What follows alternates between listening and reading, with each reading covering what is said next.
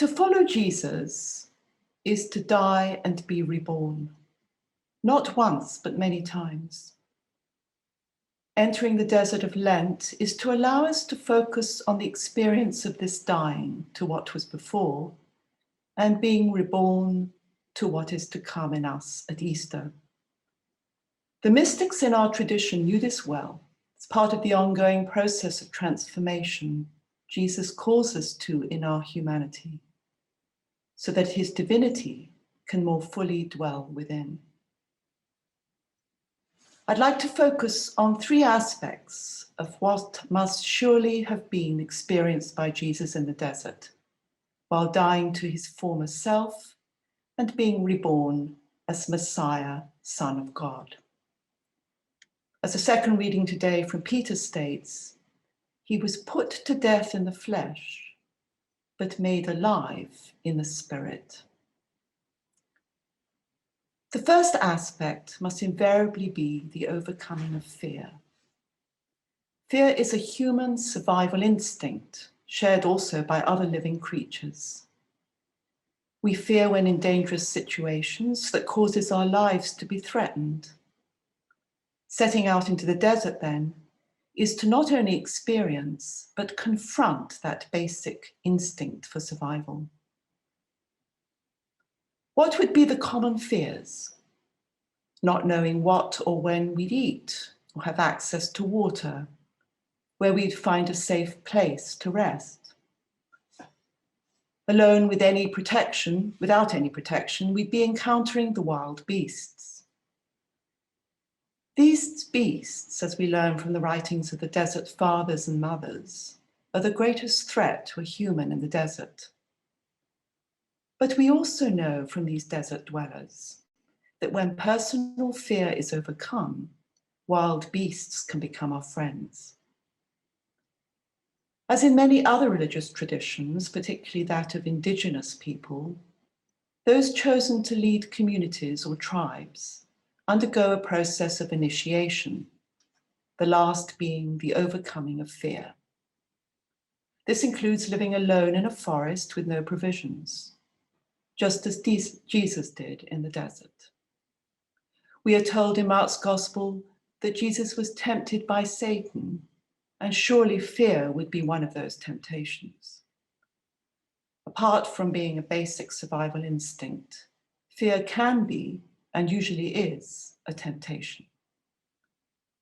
Fear tempts us in imagining a threat or a situation, an unfavorable outcome, suspicions of what others think of us, or what harm can be done to us. And in these temptations, we remove ourselves from God. Fear is also experienced by degrees. We may never find ourselves alone in the Sahara or the northern wilderness of Canada, but we can quite easily be overtaken by worry. Worry is a subset of fear because it can spiritually paralyze us, keeping us apart from God. Jesus taught that worrying was basically a waste of time. All the energy put into it would not extend a single hour to our lives. And Padre Pio of Pietrelcina wrote in a letter of spiritual direction that worrying is an insult to the divine. Jesus teaches us that the way we deepen our faith is to face fear straight on, and by doing so, learn to trust in God's protection and God's ways. There could be no more prominent place for fear in what Jesus had to undergo in his 3 years of ministry. And even as he sweat blood in the Garden of Olives, he faced again those temptations of fear. Get behind me, Satan. Because he knew what was coming, and he accepted it as God's will. How else could he have endured what he saw would be ahead of him, unless he disallowed fear to accompany him? During the night in Caiaphas's prison, the following day when persecuted, sentenced and scourged, carrying his cross and his death by crucifixion. The second aspect of Jesus' desert time is growth in faith. No doubt he fed himself with plants, and maybe like John the Baptist ate locusts and wild honey. But faith, as Mother Teresa taught, is a fruit of prayer. Jesus prayed all the time in the desert. In fact, during his ministry, he frequently went into wildernesses and mountains to pray. Alone for 40 days he prayed, and undoubtedly, as the angels waited on him, he saw the fruits of faith ripen and feed him. Performing his miracles, Jesus spoke first of faith. If you believe I can make you well, your faith has made you well. Ye of little faith. Faith the size of a mustard seed grows into a tree where birds nest in its branches. Once fear has been overcome, there's not much else in the desert to distract you from praying. Praying then feeds the soul, feeds the body, keeps you alive, and breeds trust in the wisdom of God. Prayer strengthens our resolve, accompanies us in our shedding of the former, and provides us with peace.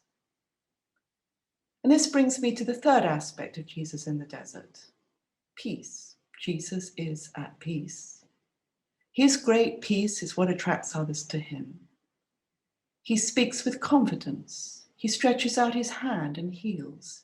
He feeds, comforts, restores, reveals, and after his resurrection, he greets his disciples with, "Peace be with you, and be not afraid." As followers of Jesus, we journey with him. We are called to not only imitate him, but be his friend. And so Lent is the opportunity to dwell with him in our own desert and allow him to teach us through the Spirit's grace, to confront what frightens us, what keeps us from growing in faith, what keeps us from wholeheartedly trusting in God's goodness, and therefore being at peace. And may we, when ready, step out confidently to follow the will of God for each of us, trusting that with Jesus by our side, we can overcome the obstacles on the path.